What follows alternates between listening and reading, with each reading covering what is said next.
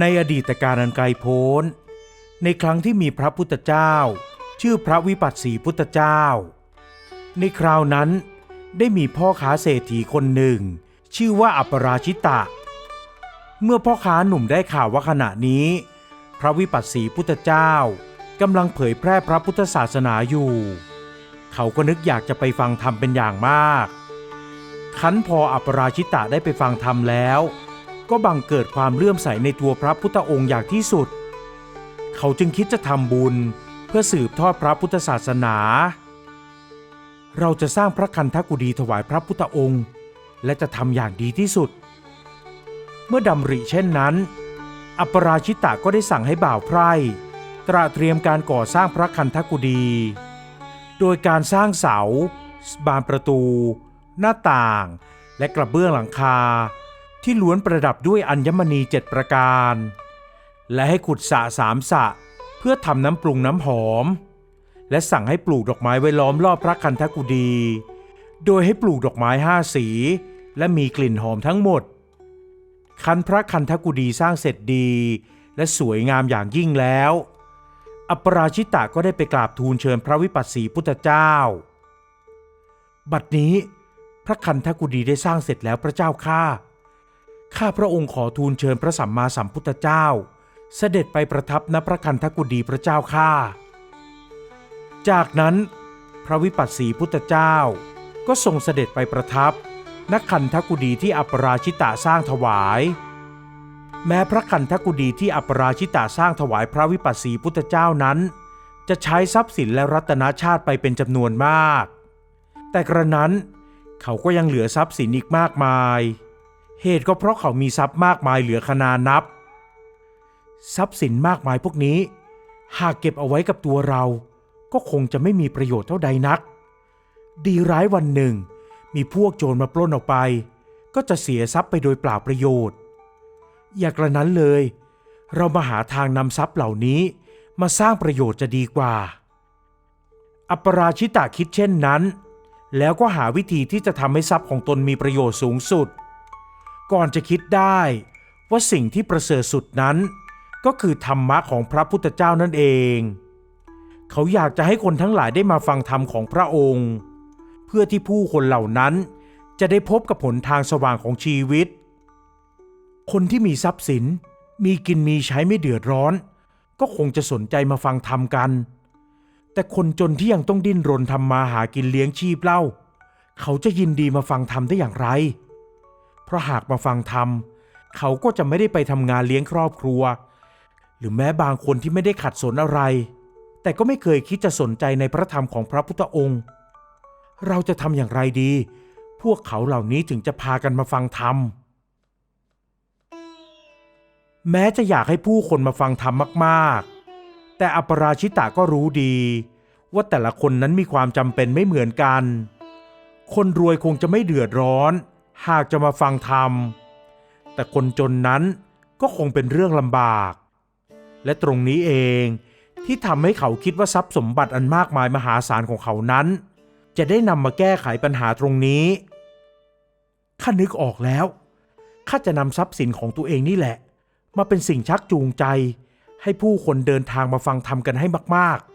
ๆเมื่อคิดเช่นนั้นอัปราชิตะก็ได้สั่งให้บ่าวไพร่ของตน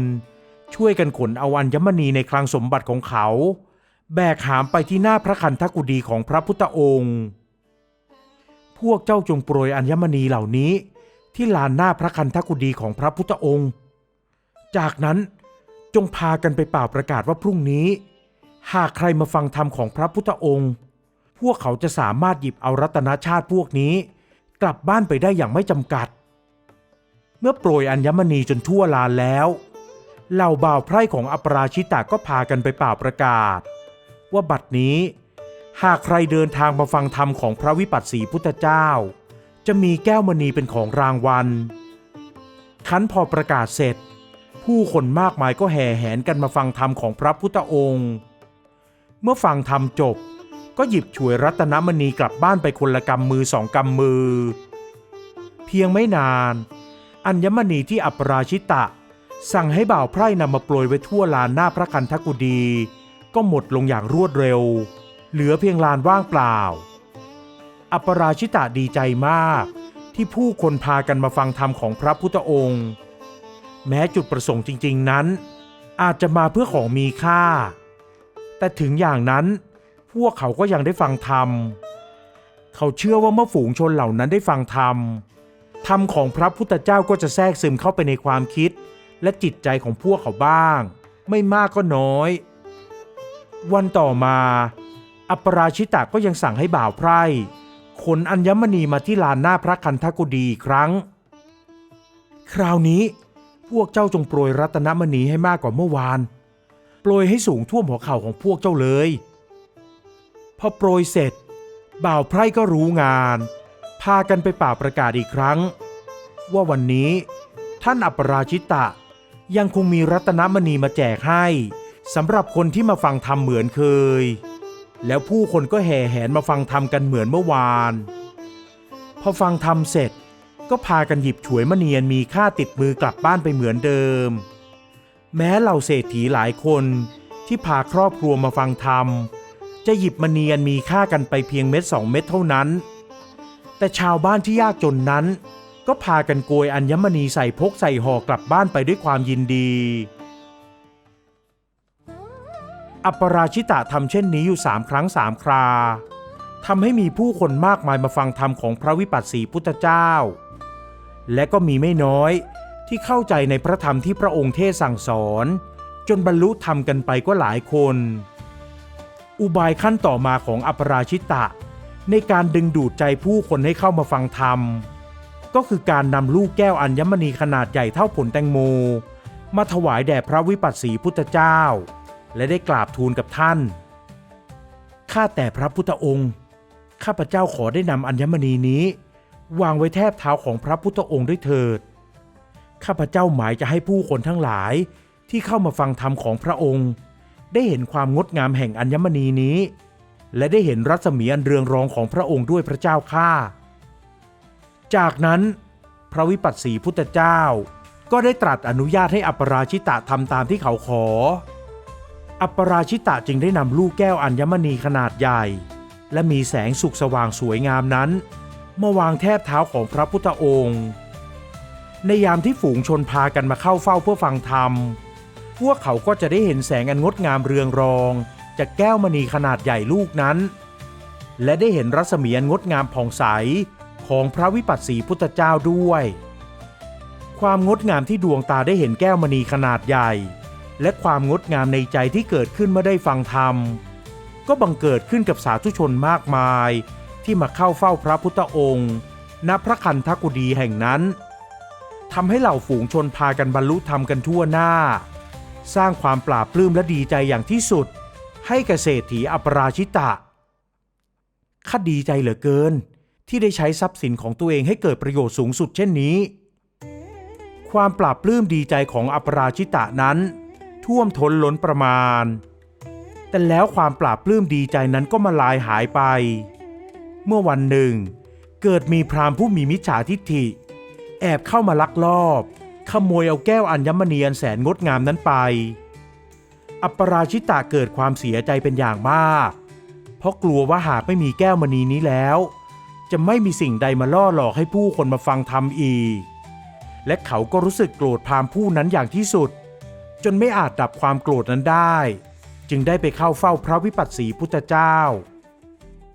ข้าพระพุทธองค์ได้นำทรัพย์สินมากมายมาโปรยหน้าพระคันธกุฎีจนสูงเทียมเข่าผู้คนต่างพากันหยิบติดตัวกลับบ้านไปจนหมดสิ้นข้าพระองค์ก็ไม่เคยรู้สึกเสียใจหรือเสียดายเลยพระเจ้าข้าแต่วันนี้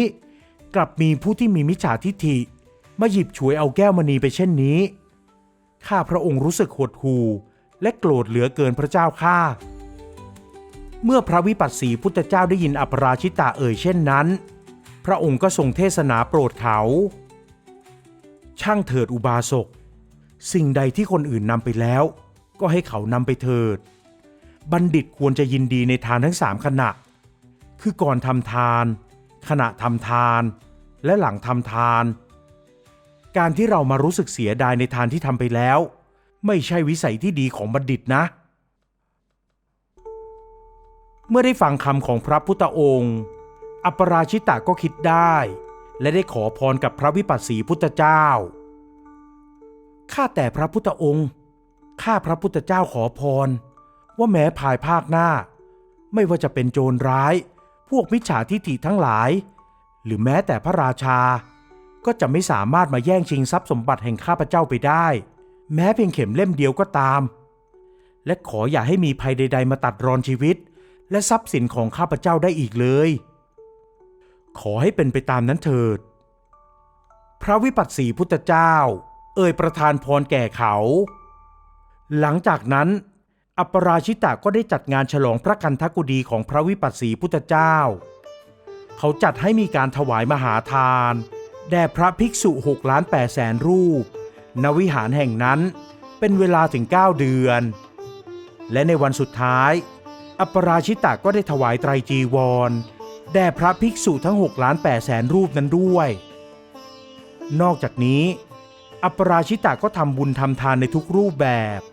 ตั้งใจสะสมบุญอย่างที่สุดเขายังเป็นกำลังหลักในการช่วยสนับสนุนและเผยแพร่พระพุทธศาสนาในสมัยของพระวิปัสสีพุทธเจ้า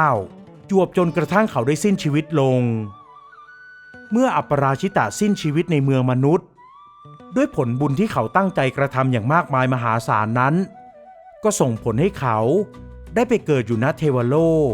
เสวยสมบัติทิพย์เป็นเวลายาวนานมาก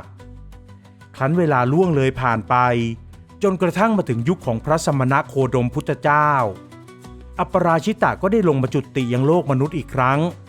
และยังมีมหาสมบัติจักรพรรดิไว้ครอบครองอีกด้วยในชาตินี้อัปราชิตะได้เกิดมาในตระกูลมหาเศรษฐีแห่งกรุงราชคฤห์ในวันที่อัปราชิตะลงมาเกิดนั้นบรรดาอาวุธต่างๆในมหานครก็เกิดมีแสงสว่างพวยพุ่งรุ่งโรจน์ไปจนทั่วเขาจึงได้ชื่อว่าโชติกะที่แปลว่าผู้รุ่งเรืองดุจดังดวงอาทิตย์ได้รับการปรนนิบัติดูแลเป็นอย่างดีเหมือนว่าเขาเป็นเทพเลยทีเดียวเมื่อเติบใหญ่บิดาก็กำลังจะสร้างปราสาทให้เขาได้อยู่อาศัยแต่ท้าวสักกะเทวราชได้รีบเสด็จลงมาจากสวรรค์ชั้นดาวดึงส์จากนั้นพระองค์ก็ได้ไปบอกกับพวกเหล่าช่างทั้งหลายว่าอาคารบ้านเรือนหรือปราสาทหลังใดบนโลกนี้ก็หาได้เทียบเทียมเหมาะสมกับโชติกะไม่พระองค์จะทรงสร้างปราสาทให้แก่เขาด้วยตัวพระองค์เองจากนั้นท้าวสักกะเทวราชก็ได้เนรมิตปราสาทแก้ว7 ชั้นให้กับเขาบนเนื้อที่กว่า600 ไร่มีกำแพงแก้วล้อมรอบปราสาทและริมกำแพงนั้นก็บังเกิดต้นกัลประพฤกษ์เรียงรายไปตลอดแนวกำแพงและที่มุมกำแพงทั้ง4ยังมีขุมมหาสมบัติอยู่ด้วยข่าวคราวเรื่องของโชติกะนั้นไปถึงหูของพระเจ้าพิมพิสารพระองค์เชื่อว่าเขาเป็นผู้ที่มีบุญมากจริงๆจึงได้ส่งมอบฉัตรเศรษฐีมาให้แก่เขาและได้แต่งตั้งเขาให้เป็นเศรษฐีแห่งกรุงราชคฤห์และนี่ก็คือเรื่องราวของเศรษฐีที่ออกอุบายให้คนมาฟังเทศน์ฟังธรรมนำพาให้คนบรรลุธรรมมากมายและตัวเขาเองก็ได้รับผลบุญตอบแทนอย่างมากมายมหาศาลที่ประมาณค่ามิได้เช่นกัน